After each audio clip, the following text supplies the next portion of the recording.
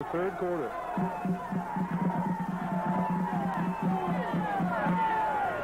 The give is to Thomas. Hayner is there.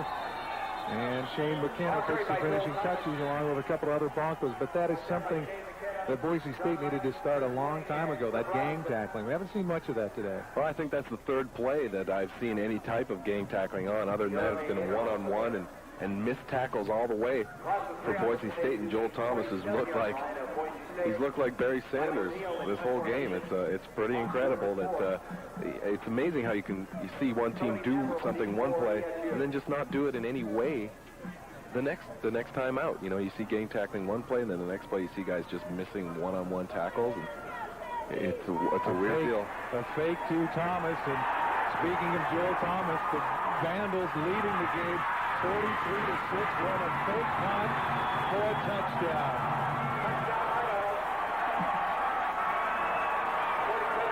And I'll tell you, there will be no love lost between these two after that. Bart, have you ever seen anything like that? I think that's a pretty cheap call by a coaching staff. We are the tribe from the north, we're brave and we're bold. Defeating our rivals never gets old.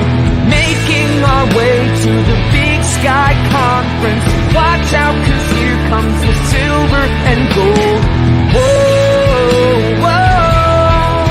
This is Tubbs at the club for the Vandals of Idaho. You guys, different intro. We are here in an emergency kind of situation. Dallas and I gave it a day. You guys, listeners know what the it means. But today has one agenda item we're going to cover. It is the news that Zac Claus, head basketball coach at University of Idaho, last 3 seasons, 14-67 against Division I teams in those 3 seasons. Zac Claus somehow is officially going to be back next season as head coach of University of Idaho. There hasn't really been an announcement other than from Tubbs at the club, which we're going to jump right into Around the Bar, brought to us by Hughes River Expedition. I learned last night, got a tip, a very good tip, that Zac Claus appears to be back. I contacted the athletic department through media communications. Person who answered the phone, Jarek, he confirmed with Terry Golick, who Jarek then got back to me relaying Terry Golick's words. Zac Claus is still University of Idaho men's basketball coach. I have no idea if they're going to do any sort of public announcement because at this point, from their perspective, this isn't news because there's not a coaching change. Why would you announce a non-coaching change? And I asked if there's going to be a contract extension coming with Claus. I didn't get what you would call a 100% concrete answer, but it was absolutely intimated that we should expect no new contract to come out regarding Zac Claus. That's not official, as in I don't have, I emailed the athletic department to get a written statement in response, but what was intimated to me was expect no contract change. So Zac Claus and his Idaho will not be exercising the only $75,000 buyout on Zac Claus's contract for his last remaining season, but he will allegedly, if this continues, will not be given a new contract. So he will just be coaching into his lame duck year, which everyone's going to be aware of because, well, Tubbs of the club has done their best to make sure everyone's aware of it. Dallas, I'm going to throw it to you. There's only one topic. We don't have a ton to explain because the story is self-explanatory. Claus, we had a pretty flippant attitude in our last episode because it seemed preposterous that anyone could possibly be dumb enough to keep Zac Claus, and we were just mistaken. So it's reaction time, Dallas. It's a day later. How you feeling? Unbridled rage, honestly. I'm obviously pretty subdued at the moment because we are recording this at 10 o'clock at night and my wife is trying to sleep across the hallway. But this is fucked. This is absolutely fucked. This is the dumbest decision I've ever seen. And I've seen a lot of stupid decisions. I've been a Vandal for a really long time. This is so stupid.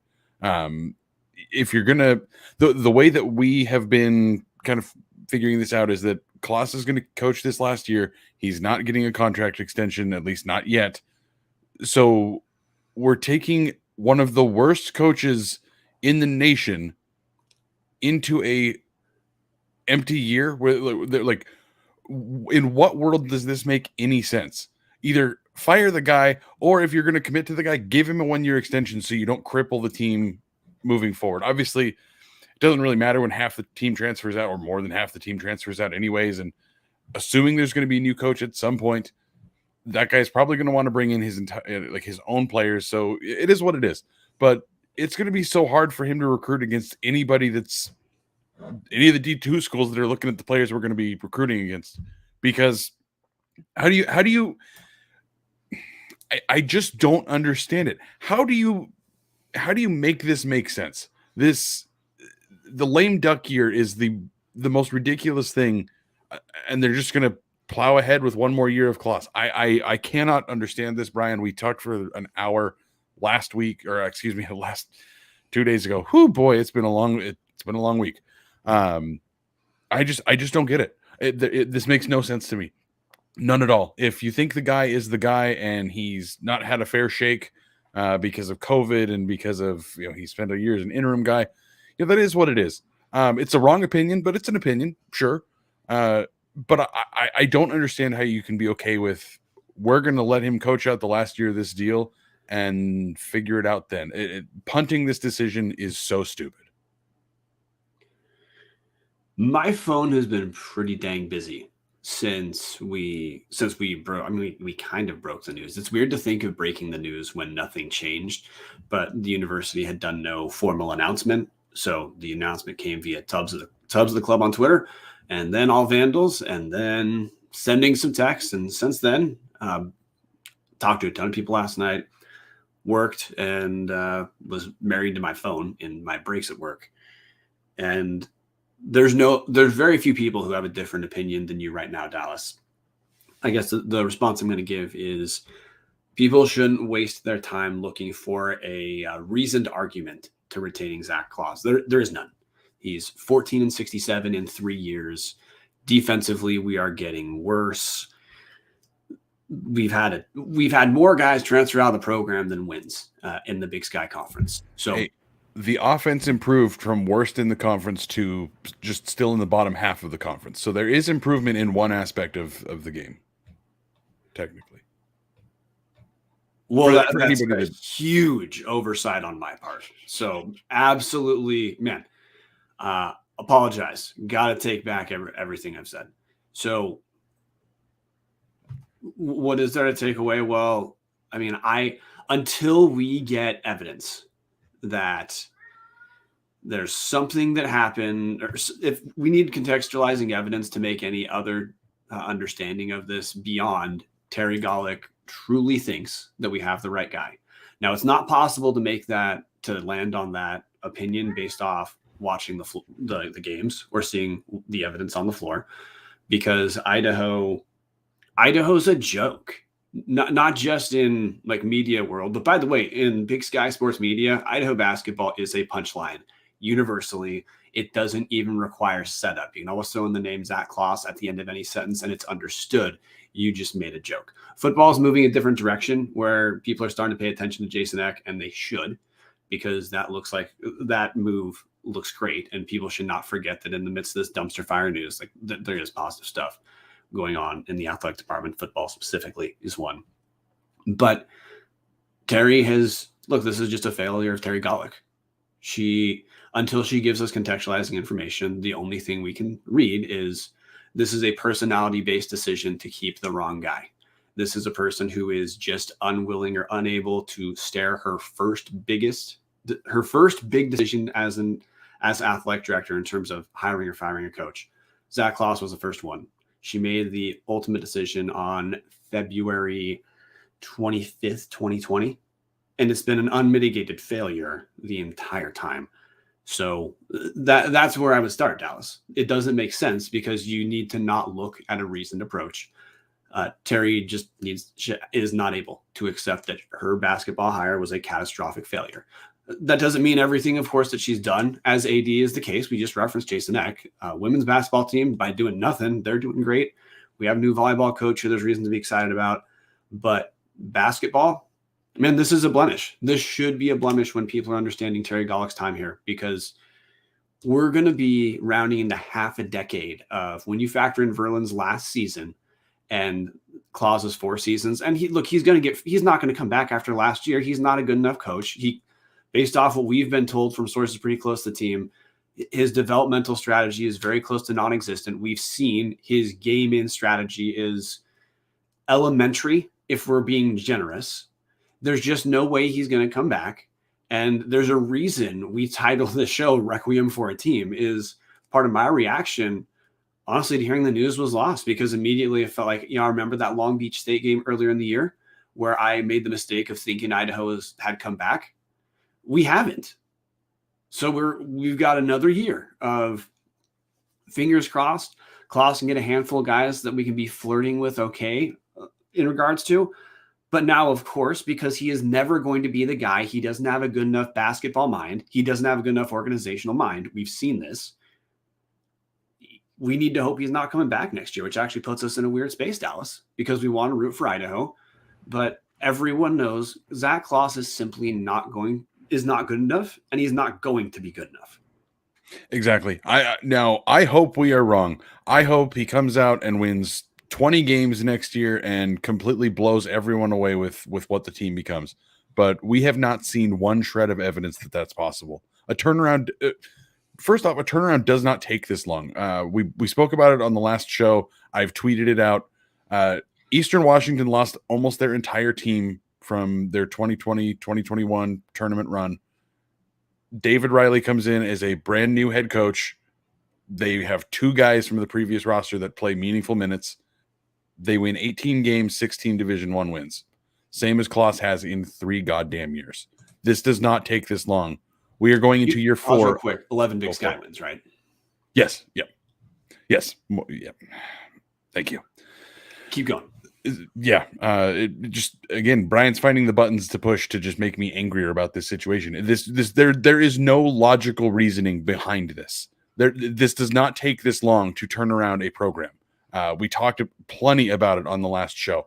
I hope he proves me wrong. I hope that year 4 is magically going to change compared to years 1, 2, and 3. But here we are punting another year of basketball because we don't want to fire the guy because he's a nice guy. Like, yeah, great. If you like his personality, like that's fantastic. I get it.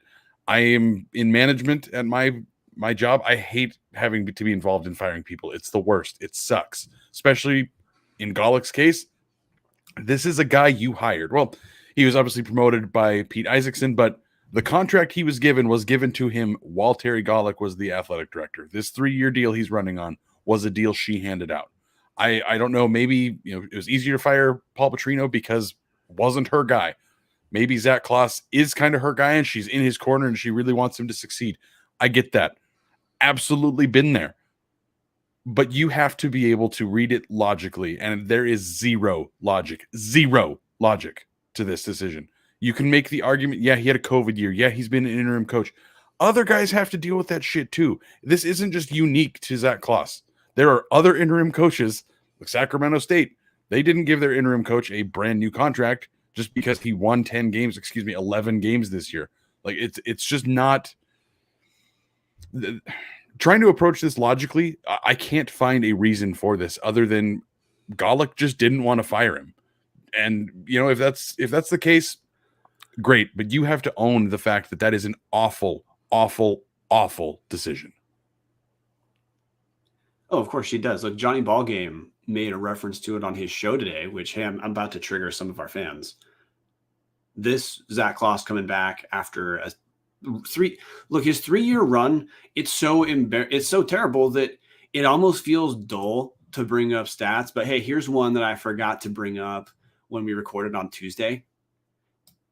This season, hey, this is supposed to be, his season of measurable growth. Zac Claus's words, measurable growth. We had a single double-digit win. It was a really fun win over South Dakota State. We played out of our minds, but hey, it was a real fun game. I liked watching it. We had 11 double-digit losses. So truly, for every single, pretty good performance Idaho had, we did have a few. There's a minimum of 2 just terrible follow-up performances. That doesn't even count the single-digit, Look, the losses to Idaho State, both those were single digit. Those were embarrassing games for Idaho, losing to Idaho State. By the way, we've lost 4 games in a row to Idaho State. So allegedly Idaho State's our little brother. Heavy emphasis on allegedly. But there's no reason to pay attention to this. But shift back to the Johnny Ball game reference. This would never fly at Boise State. Boise State standards, way too high. Boise State's fan base, way too interventionist for something like this to fly. But at Idaho, flagship university, I don't really have a reasonable place to land on this other than to say Terry Gollick clearly does not really value having a competitive basketball team. Zac Claus has given you all the evidence, and if this is something you wanted to give Gollick credit for, of having the favorable buyout in his contract, which it was, she's not exercising it. So whatever win that was, we didn't cash in on it. Exactly. To be completely honest, I'm at the point where I would make the argument that Terry Gollick does not give a shit about winning. Yes, the Eck hire looks fantastic, and we're all excited for Vandal football. That was a brain-dead decision. Paul Petrino probably should have been gone before this, but his buyout was obviously way too hard to figure out. The second he started playing his own kid at quarterback, it was a pretty goddamn done deal that this guy is not going to be here forever. This guy has to go at some point. Getting rid of Paul Petrino and bringing in Zac Claus, bringing in Jason Eck was a brain-dead move. Anybody could have done that. Anybody could have seen, oh, look, attendance has completely fallen. Yes, the FBS to FCS move happened. But that Montana game, that first year, that dome was packed. And then, about halfway through the first quarter, it wasn't because it was a complete bloodbath. But people bought tickets and went to the games. You come around to Petrino's final year and attendance is in the 3,000s. Brain-dead decision to get rid of him.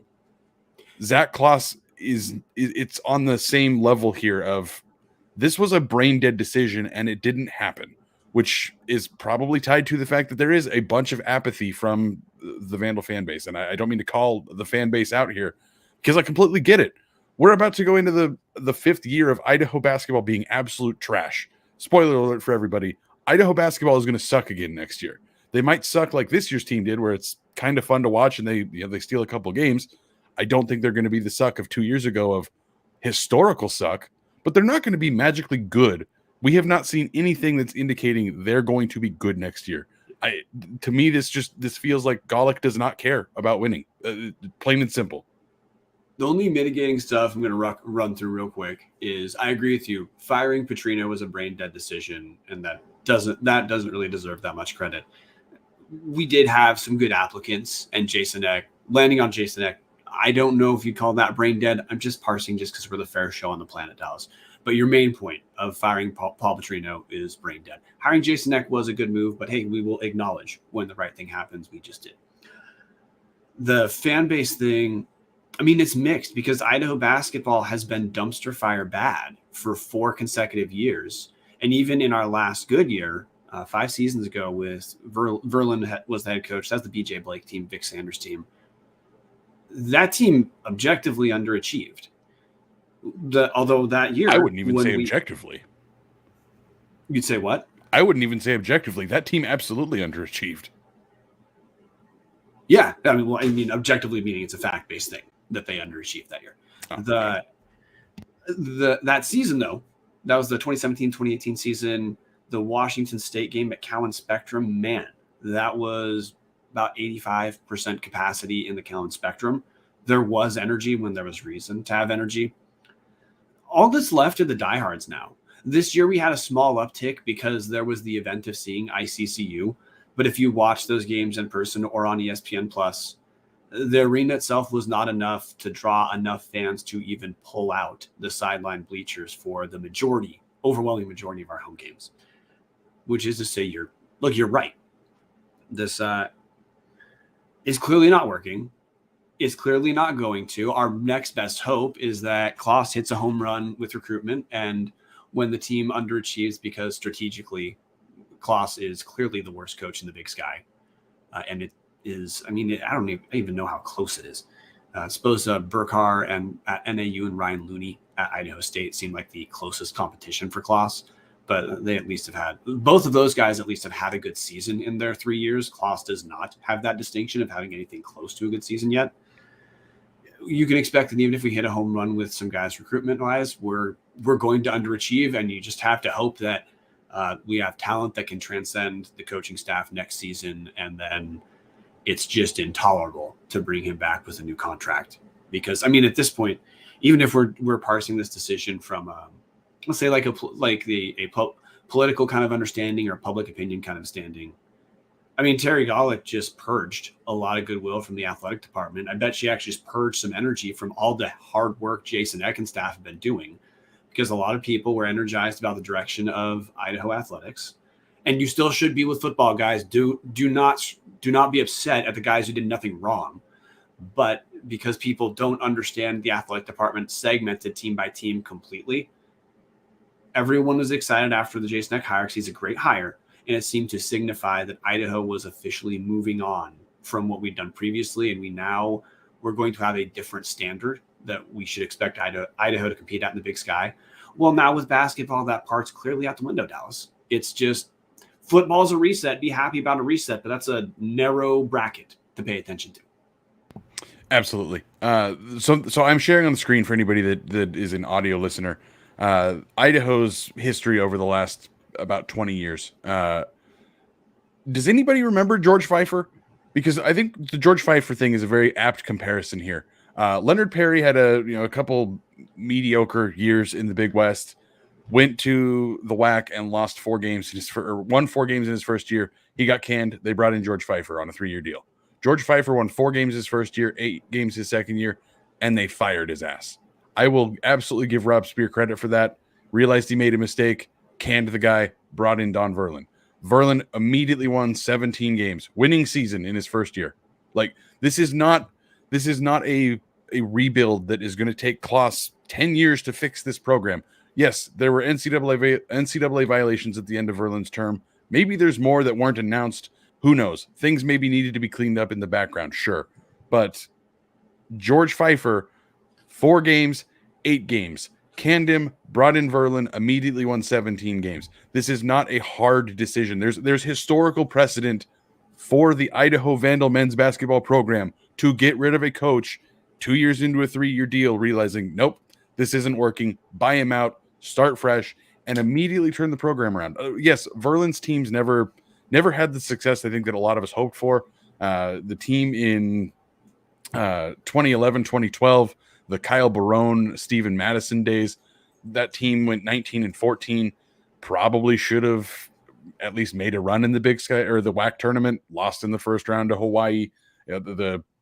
There were some teams that made some tournament runs in years that they weren't expected to. And then obviously the Sanders Blake year that they won 20 some games and lost early in the tournament. And it never fully worked out the way that I think it was wanted to, but for a very long time, Idaho Vandal basketball was at least consistently okay. We have not had that in 3 years of Zac Claus. The 4th year, I don't see anything that's going to change that. And it's so frustrating to see back 15 years ago. George Pfeiffer was a mistake. They reset and moved on. It was the right decision. I'm sure there were people clamoring for, let's give him another year. Let's see what he can do. They pulled the plug, brought a guy in who knew what he was doing, and immediately brought a winning program around. And it's mind numbing. It's baffling. It's frustrating. I am fucking pissed off right now, as Vandal fans should be. I think the reason that we spoke at the beginning of this, Brian, and you said there's been no news, there is no news, and that's how the program is going to approach this. There is no news because there's no coaching change, there's no extension, there's nothing. It's just there's no news. If you look on Twitter, there's not a whole lot of people that respond to Vandal basketball tweets because nobody cares anymore. The team's been so bad for so long. People are not thrilled about Zac Claus. This is not just Brian and I being old, bitter men bitching about things. If you look across the fan base, people aren't really thrilled about this. I'm sure there's a couple stragglers that are all gung-ho for Claus, and they're probably family members and friends, and I get it. I support my family too when they suck at their jobs. But there's nothing here that is redeeming this team. I've even been joking, Brian, and it's not really even that much of a joke, that we should just become a women's basketball podcast next year. Completely screw this. Just focus on the women's team. Focus on a team that deserves attention, a program that is built by a winner, a guy who knows what the hell he's doing out there on the court. I think we should focus on that because I can't find the reasoning to care about Vandal basketball right now.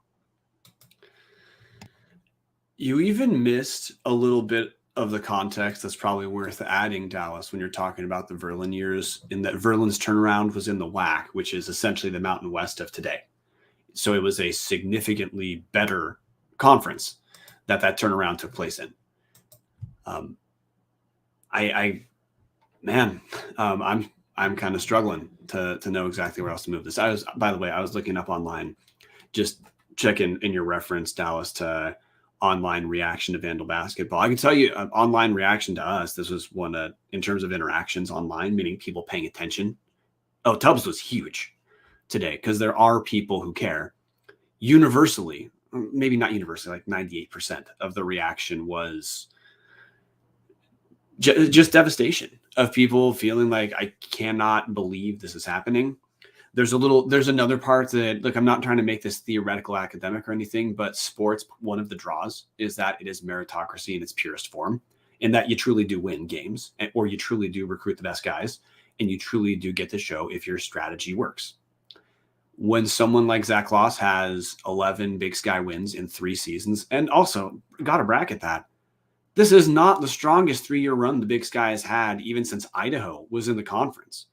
When you see something that just catastrophically bad and Zac Claus is still there, fans understand that as a perversion of the meritocracy, which is to say it's not a meritocracy anymore. What you do doesn't matter anymore. Well, if what you do doesn't matter anymore, good God, what is the point of sports if that part doesn't matter?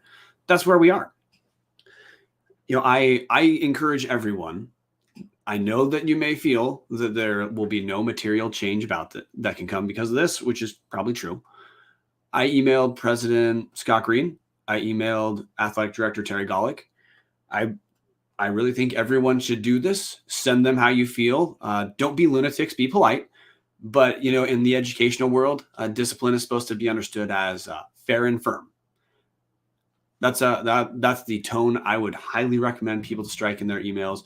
I actually have one. I'm fine. Email it, reading the email I sent to Scott Green, and also reading what Scott Green said to me. Here's my message real quick. President Green, though I know and accept your role as president involves delegation, I still feel it's important to send my concerns relating to the news that Zac Claus will return next season as head coach of our men's basketball team.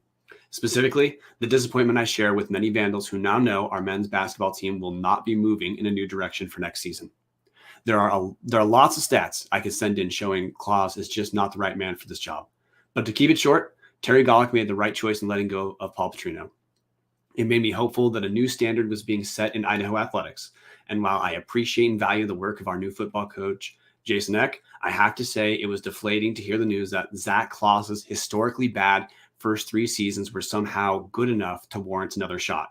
Right or wrong, seeing Claus and his 14-67 record versus Division I teams come back for another year makes it feel as though fielding a competitive men's basketball team is not a priority for the University of Idaho.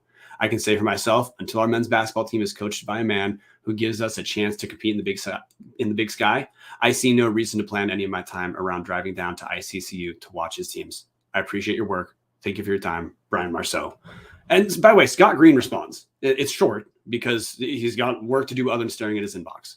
But his response, Brian, sorry to hear that. I trust Terry's judgment. She and Zach have cleaned up the NCAA violations. It is her call. Best. See Scott Green. So, of course, there will be no material change. But one of the tools you guys have is to let the people let the gatekeepers know this was a terrible decision. I totally encourage people. Send polite but direct emails regarding how you feel about this. And you too could get a ringing endorsement from C. Scott Green, because that's all I read out of that is he is thrilled to have Zac Claus here. If anybody can't see my face because they're listening to this, I'm being extraordinarily sarcastic. It's not much of a ringing endorsement. Not that we're expecting one, but I don't know. It's late. I'm exhausted. I read that as, oh, Green's even frustrated. He sent Brian 3 sentences on this. It's just, I don't know. I got nothing, Brian. This is just, it's frustrating. The reality is setting into me that this athletic department does not care about winning like I would hope an athletic department would. I'm going to take a shot here, Patty. I apologize. Eastern Washington is a pretty bad school. They're in a pretty shitty town. Again, no offense, Patty. I don't like Cheney all that much. Yet they consistently win all the time, and it's because they hire the right athletic directors. I'm not saying Golick is the wrong athletic director and that Golick needs to go, but this is a pretty goddamn terrible decision. You go back to the Bill Chaves days when Eastern started really building this incredible, football and basketball both being good at the same time, which is a foreign concept I definitely don't understand. Bill Chaves, the only thing that guy cared about was winning. I spoke to him many times, and I have spoken about it on the show that I was a journalist, spent a lot of time at Eastern. I am very fond of Eastern because of the way they treated me, much different than Idaho. Idaho couldn't be bothered to have media coverage, and Eastern was like, oh, somebody wants to pay attention to our sports teams. Thank you, thank you, thank you. It is so frustrating to see the transition go from Bill Chaves to Lynn Hickey, and all Eastern does is win. They have pretty awful facilities. They're in the middle of nowhere. They're in a pretty terrible town, and yet they continue to win. And that's what they're focused on. They lose their coach. He brings some other coaches. He brings the entire roster. They get the right assistant in place and just continue to win. And it's frustrating to see lovely Moscow, Idaho, which is so much better than Cheney, Washington, this incredible new arena. It feels like we are pissing away this incredible chance to be the bullies of the Big Sky, and bringing back Zac Claus for a fourth year is a ringing endorsement of how much Terry Golick cares about winning, which is, to me, little to none. Only caveat I'm going to throw in there is just when you reference President Scott Green, realistically, he's delegating tasks as he's supposed to, and he's not throwing his athletic director under the bus, which, of course, he's not going to. I just think people should extract that, but keep in mind, this is one of the ways you can let the leadership know how you feel, is you can message them. That's why I picked Scott Green, and he does reply, which I appreciate. Transition over, like my frustration is towards Terry Golick, because Dallas, you're right, especially with Idaho and the Big Sky, we're not out-resourced by a lot of the Big Sky schools. But in basketball, we're a laughingstock. We don't need to be. There are a lot of guys who would love to take this Idaho job. If this job opened yesterday, Terry Golick would have been flooded with letters or emails of interest or applications. We would have had a lot of young guys that we could look at as promising upstarts who maybe can start an Idaho coaching tree for once. We also might have a handful of guys who Johnny Ballgame always talks about Larry Eustace, but just as a reference point, there are a lot of guys who would love to get their careers back on track at University of Idaho. But we're fingers crossed. We have that coming next year, after next year. But man, this is going to be a long project, man. It really did feel like a loss to me hearing the news, because you referenced supporting the women's team, and people absolutely should support the women's team. The women's team is great. I have nothing but positive things to say about Coach John Newley and the women he recruits and how they play. It's fun. It's been successful. It's everything the men's team doesn't, Zac Claus, that is, because we try not to beg on the athletes. Zac Claus can't even dream about a down year like John Newley had, quote unquote down year for John Newley.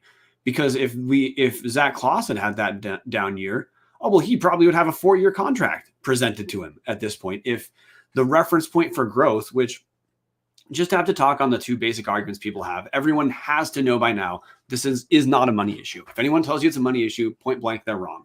It costs $75,000 to buy out Zac Claus's contract if we're on the hook for the media portion. If we're not, it's $65,000 for the year to buy out Zac Claus's contract. Terry Golick could have raised that in 5 minutes.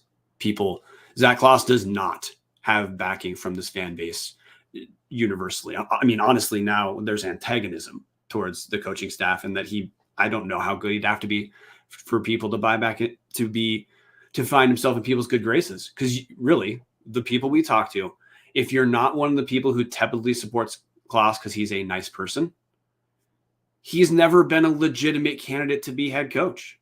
We don't know why Pete Isaacson reached down to the number 3, certainly not the best candidate to be a head coach at Idaho. And Claus was 5-20 when Golick decided he was the full-time guy. There is no reason, based off what most people understand that term to mean. There's no reasonable explanation for why he was ever made our head coach. And there's not going to be a good reason explaining why he continues to be our head coach beyond Gary just has to accept she was wrong. And it's going to take at least one more year. Just so everybody's aware, because I feel like we should explicitly mention this on the show. John Newley took over a program that had won 4 games the year before and promptly went 10-6 in conference. Overall record was 13-15, so didn't get the winning season in his first year, but went 10-6 in conference in his first year. Like taking over a women's team that won 4 total games the year before. It is not this idea that I think the athletic department is trying to pitch us as Idaho men's basketball was this massive rebuild and Zac Claus is the right guy to clean up the program and get it done. This shit doesn't take that long. 2007-2008's women, 4-25, 3-13 in conference. They bring John Newley in, they immediately go 10-6 in conference. Like this is not brain science or rocket surgery. Like this is pretty cut and dry. You suck as a coach or you don't suck as a coach. That's really what it comes down to. And there's no excuse here for how this losing is being accepted. This is just not something that happens. It doesn't take somebody this long to prove that they know what they're doing. And you can cherry pick stats from other coaches. Like, well, he started over here at this university. He only had 20 wins in his first 3 years. Most of the time that happens, the guy has proven that he's a successful head coach or assistant somewhere else. We haven't even seen that with Claus. He was the lowest assistant on Verlin's staff for a guy that got, yes, the NCAA violations happened, but realistically, Verlin's final year was terrible. And I've always kind of questioned if they were just looking for a way to get out of his contract and start fresh. And if that was the case, they started off with his lowest assistant for some reason, who had I don't know, Brian. I am at a loss for words to explain how stupid this entire process is. Well, and the other part you have to reference in terms of if this is such a big rebuild, Claus has been able to retool the roster 2 complete times. Whatever the vestiges of Verlin, the ones that are negative are gone. By the way, we're losing the positive ones too when a guy like Tanner Christensen leaves the program. So sure, it's a rebuild. Claus has rebuilt has been the head coach for 3 years, every game for 3 seasons. He has rebuilt the roster twice. And truly, it's unclear which team is better that Claus had. His first year with the vestiges of Verlin's guys and Verlin's staff, or this year where allegedly we made such measurable growth. Again, Zac Claus's words, measurable growth, which it's only measurable growth, or unless you're reading the word literally, measurables, and you can measure it because, we do keep track of games. But the measuring stick Zac Claus wants you to keep in mind is the 2020-2021 season. Those were all guys Zac Claus recruited. Those were all games he roamed the sideline. People shouldn't even accept that as a reasonable measuring stick because that's his mess. If this is a mess he's fixing and your reference point is his second year, that's Zac Claus's mess. So I have no idea how that's supposed to be a point in his direction. But again, that's the problem I just had and you've had. There's not a good reason for him to come back. So we should not operate from that point of view of frustration of, what are we missing? Like what analytic metric will help explain this? None. There's just none. He shouldn't be back at the end, and he is. So a lot of Vandals now are left in the space of what do we do? I've already told you, I think you should send a polite but firm email expressing how you feel to Terry Golick and Scott Green. If they do not feel waves, if they do not experience a version of annoyance or discomfort from this, believe me, look, Zac Claus is going to be the head coach anyway, but nothing is going to be interpreted as a problem if there are not ripple effects into the program. As far as what people do in terms of their money and their ticket purchasing, I've officially moved to Pontius Pilate land, guys. Your money, do what you want. I am not going to sit here and tell people to starve the program, but I'm not going to tell you to go watch ICCU games next year. If you want to, cool. I probably won't. It's a lot of work to plan relative to, like I have a family. It's a big deal for me to get there during the week or the weekend, and Zac Claus isn't worth it to me. As far as money, I will probably do my donations where you can pick which program specifically through Vandal Athletics University of Idaho Athletics receive your funding. And I'm just going to prioritize football to give credit to the good work that Jason Eck and staff are doing. And probably have a portion go to women's basketball instead, because I do love basketball. And there is a program worth rewarding with your money, University of Idaho. It's John Newley's team. But for you, I'm not going to tell you what to do. I am done advocating for what people should do with their money in regards to the athletic department, other than probably support Jason Eck and John Newley. But you guys get the basic point. We typically have been universal advocates for donate your money. We're not telling you to take it away, but I'm done really pushing it. I just want to issue a quick statistical update. I just went back and looked at the rosters. From Verlin's final year into Klaus's first year, 4 guys returned. So entirely fresh roster for the most part. Obviously, Trayvon Allen was a returner and was the best player on that team. Moving from 2019-2020 into 2020-2021, 7 guys from that team returned. So about half the roster got replaced. Moving from 2020-2021 into this most recent season, the 21-22 season, 4 guys returned from that season. So Klaus is having a very large amount of turnover every single season. This is pretty good proof that Klaus is bringing in his own guys. This isn't like, we got to, like football, we got to give him 3 or 4 years to get his class through. That's not how it works in basketball. Half the team leaves every year, or in our case, more than half the team leaves every year. So I want to get that out there for anybody that says he needs more time. If he was going to succeed, we would have seen something by now that told us he was going to succeed. It's not like he's sitting here running out the last of Verlin's recruits. These are almost entirely guys that are his guys at this point. He's about to go into year 4, so anybody that was a freshman in the Verlin years would be gone by now anyways. But with the amount of turnover that happens every single year with this program, these are Klaus guys. This is what we get. This is not a massive rebuild where we've got to purge the program of recruits that were either not good enough to stick it or recruits that had off the field issues. Some of the things that kind of happened at the end of the Akey years where it was like, there's a lot of things that need to be cleaned up here. Yeah, some things needed to be cleaned up, but it doesn't take 4 years to do it. We've had a completely fresh roster almost every single year, and it's maddening. It's baffling to me that you can make this decision that Klaus is going to come back and coach this lame duck year. There's no fucking sense to it, Brian. And I just don't know what to do. I was going to buy season tickets. The second Klaus was gone, I'd already been talking to, I'm not going to give anybody's names, but I'd been talking to people and saying, hey, the second that this change happens, I'm going to get courtside seats because the arena is incredible. I am not going to make that it's 2 hours from my house in Spokane. Without stopping for food, without stopping for gas, getting in the car and not stopping until the Kibbe Dome is about 1 hour and 59 minutes. I am not going to be making that trip much for men's basketball. If we become a women's basketball podcast, I'm getting season tickets and I'm going to be there every weekend. But I have no reason to support Zac Claus's program right now. There's nothing about it that says success to me.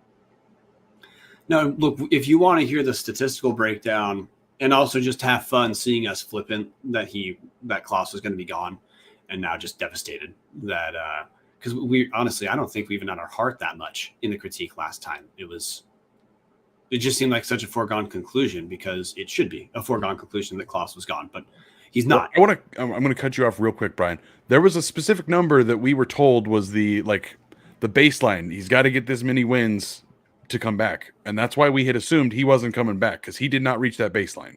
Yeah, and I mean other reasons too, but Yes, we had. Look, it turns out that information is wrong, or opinions changed because in terms of decisions, if that number is not a contract, it's an understanding. It's not a real number. But stat I forgot to bring up last time. I already touched on it this tonight. Idaho with 1 double-digit win this year, 11 double-digit losses. If you look at the 3-year run, it's of course even worse. Hey, Dallas, in 3 years, how many double-digit wins does Idaho have? I already gave you a spoiler alert. We have 1 from this year. In Claus's other 2 seasons combined, how many double-digit wins? I want to say 2 across his whole career. I was going to say 3, but no, I'm going to say 2 across his whole career. You're right, 2. We had, I believe it was Sacramento State his first year. Obviously none in the COVID year. And 1 this year, South Dakota State, that we already referenced. How many double-digit losses does Claus have in that same time frame? I'm going to just say 33. Just say he has 11 every year. 33. I really think you read the outline. It's 33.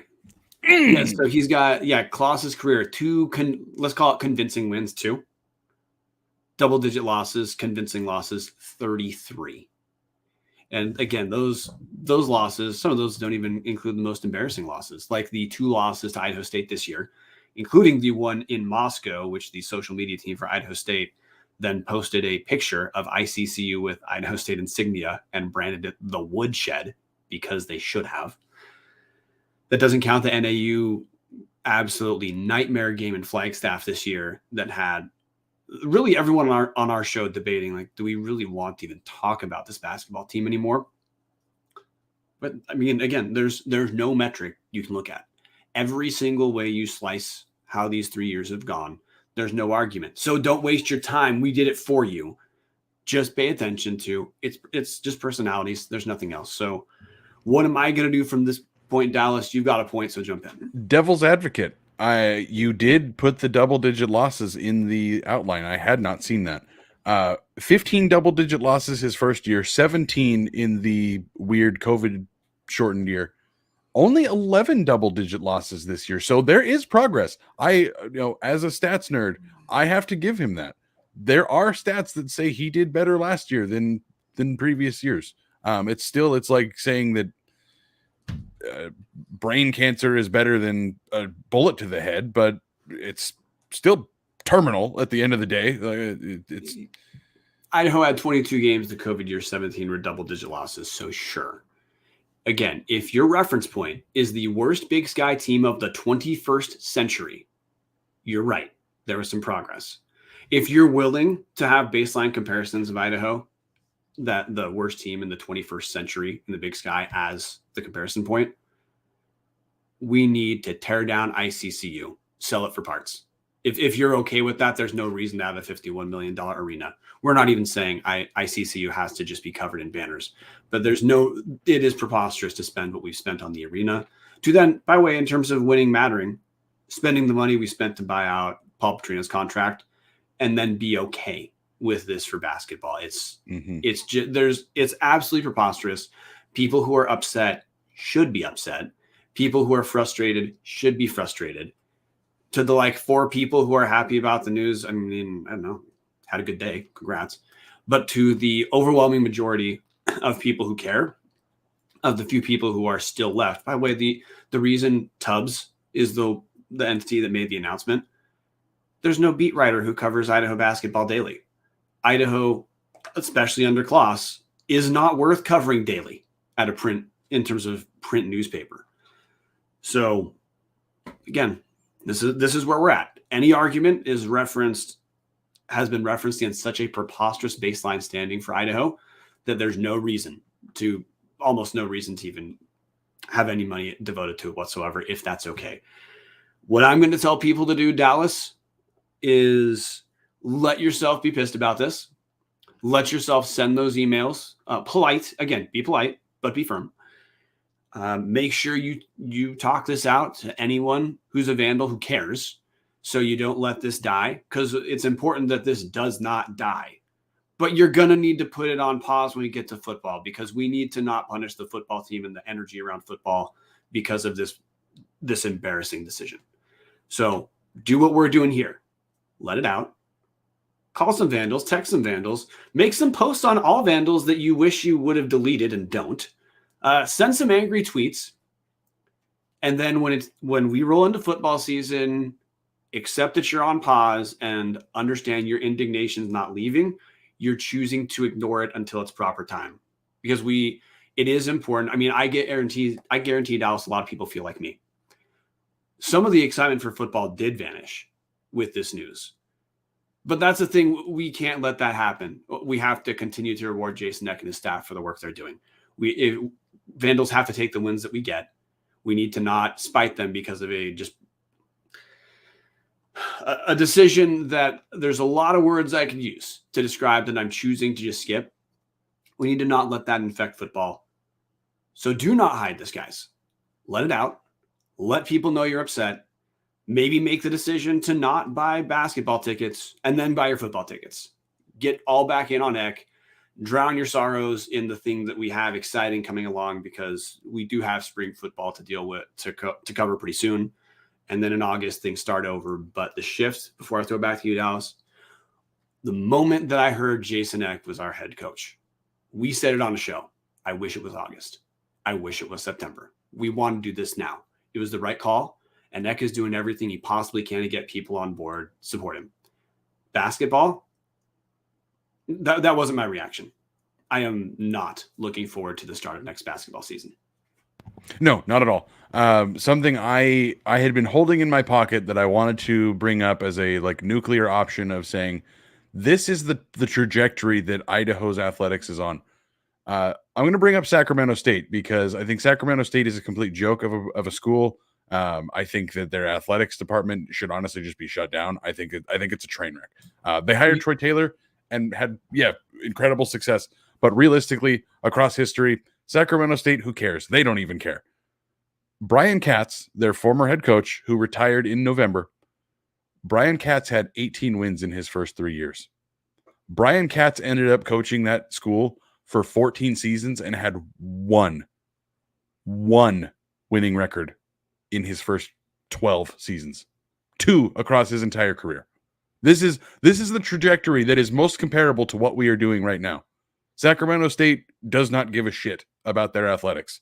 They kept around a guy that won 18 games in 3 years because he was cheap and easy, and he wasn't gonna say no to being the head coach. They won 10 games his 4th year, 14 is next. There's slow, steady improvement, and they had 2 winning seasons in his 14 years before he retired. And that is the trajectory that it looks like we are on. And that's disgusting. This is Idaho. We are supposed to be good at things at times, but no, here we are. Can I give you some more devastating news about that comparison? Yes.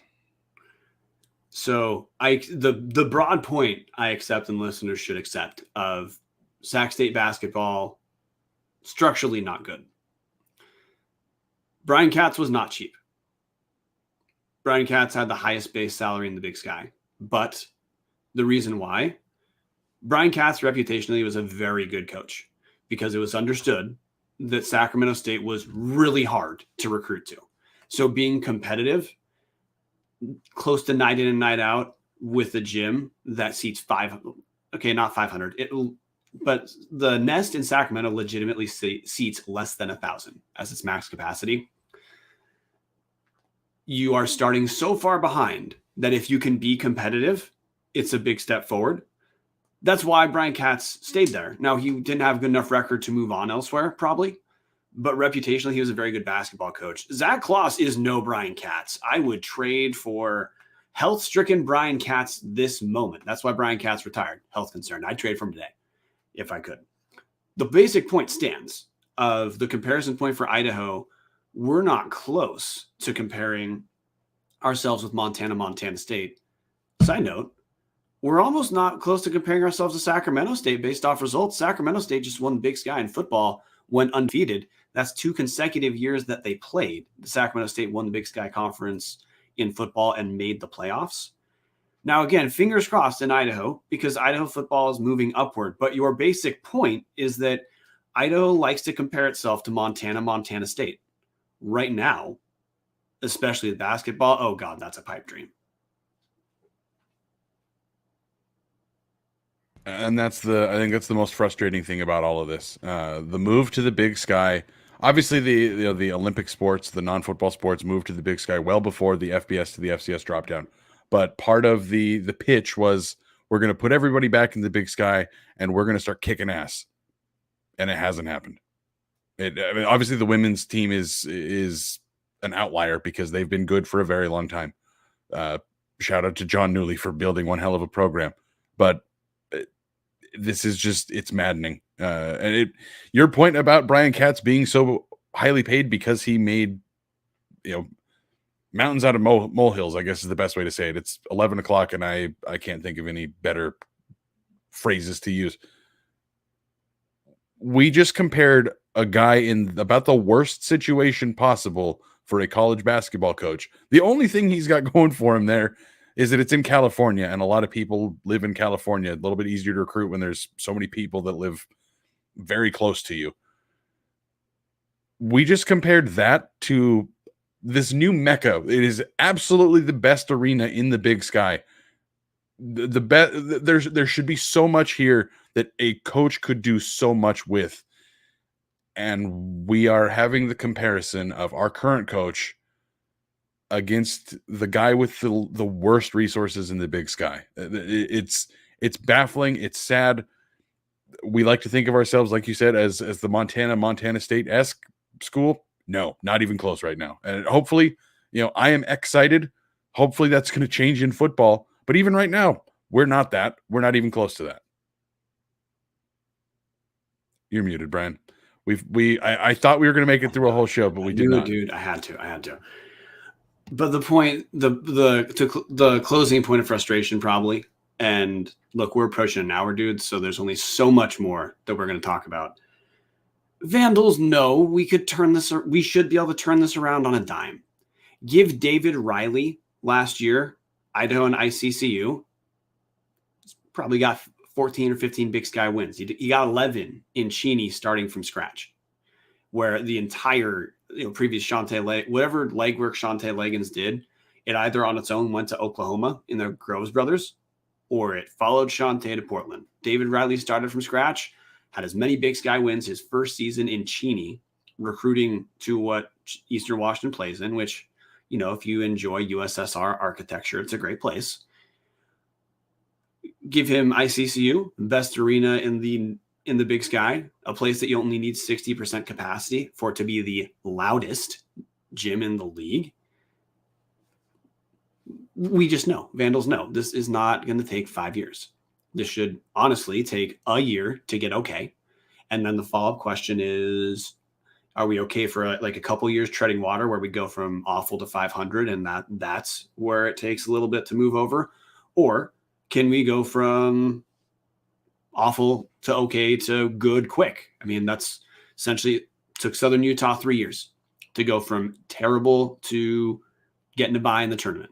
It took Montana State 3 years. No, it took them 2 years to go from sub 500 to playing in the conference championship game. It took them 3 years to go from sub 500 to winning the league. We all know that's where University of Idaho basketball should be with our resources in this conference. But we also know, hence the title of the episode, Requiem for a Team, it's just not going to happen next year. Basically, we're all getting coal for Christmas next year. December is going to roll around, and Brian and I are going to be talking about how Santa Claus ruined another Christmas. Except I don't even think his name is worth having a fun joke like that. But point stands. Dallas, anything else you want to touch on, or you ready for me to speed through the ad read and call it a night? Because we still have to give Hughes River Expedition their shout out. I don't know if they actually want to be branded on this episode.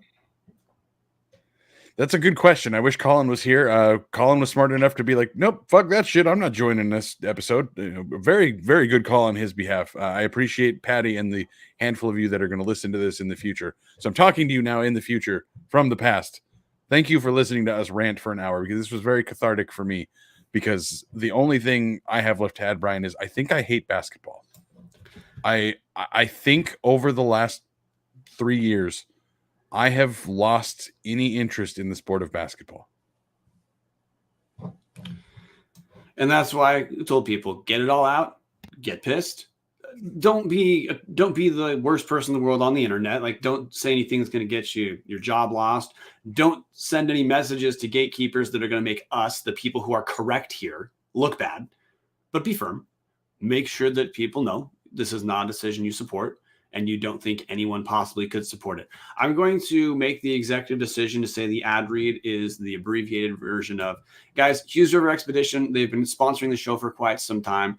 If you're a person who wants to get acquainted with great outdoors in a way you never have before on any of their all-inclusive week-long vacations, check them out at hughesriver.com or 800-262-1882. Colin Scott Hughes is a kick-ass vandal. He's been helping us with the show. He has a fantastic entity that is going to take you on vacation that you will be talking about for a very long time. Check out Hughes River, 800-262-1882. HughesRiver.com, #pristine bitches. Yeah. So from here on, man, I'm pretty sure a lot of basketball talk is probably going to simmer a little bit longer. If we find out there's a contract extension, that'll revive it. But I expect we're going to get minimal news.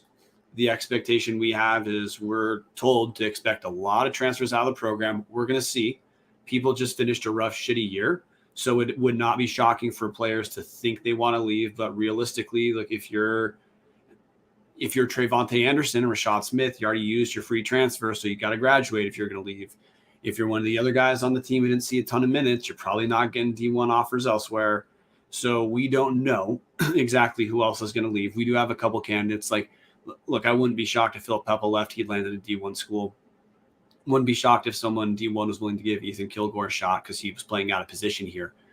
So I would, and also if we've been told developmental strategy under Claus is catastrophically terrible. So whatever extra skill set, improving jump shot, including improving ball handling, Kilgore's probably not getting enough strategic practice. Not his fault. We're not going to get a ton of basketball news. Let it all out. And I don't know, maybe ignore basketball once you've let it out for a while so you can get reacquainted with football because, again, the transition point to optimism here isn't talking about basketball. Or it is getting reacquainted with the women's team, but then the real optimistic point to look at right now is that football season's coming. Jason Eck and his staff have been exciting vandals for a while. Now, you might have to remind yourself how excited you are because you're pissed about this because you should be pissed about the Zac Claus news. But you just got to get yourself ready to be all on board for the football team. We have to reward vandals who are doing the things we always wanted to have happen.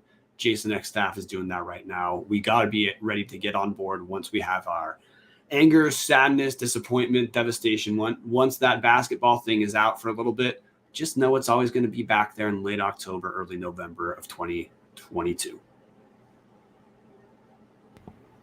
I think, I think that's about it. Come on, you Irons. That's what I've got right now. I don't even know what sport that is. That's soccer. Yeah, that's West Ham. Okay. Well, we have a couple dearly departed former hosts who used to talk soccer. And hey, I'm going to pull back the curtain, guys.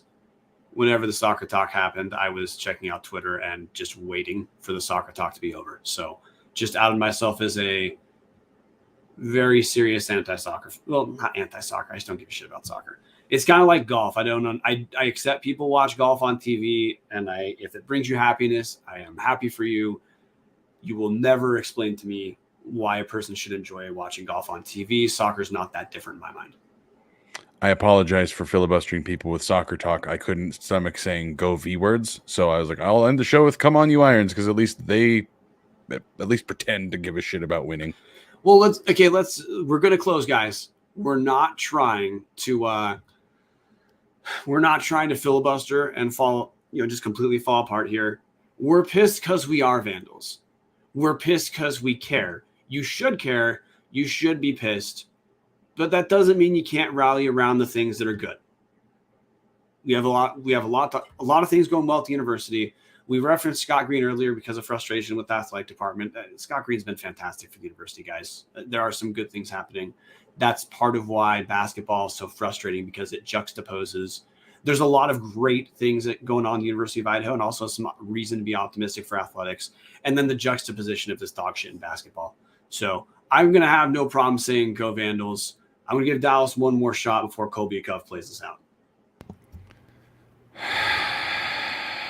Go Vandals. So raise your glass and have a drink with me. Here's to the Vandals in the crowd, all just out there living the dream. Right up one and only Moscow drink.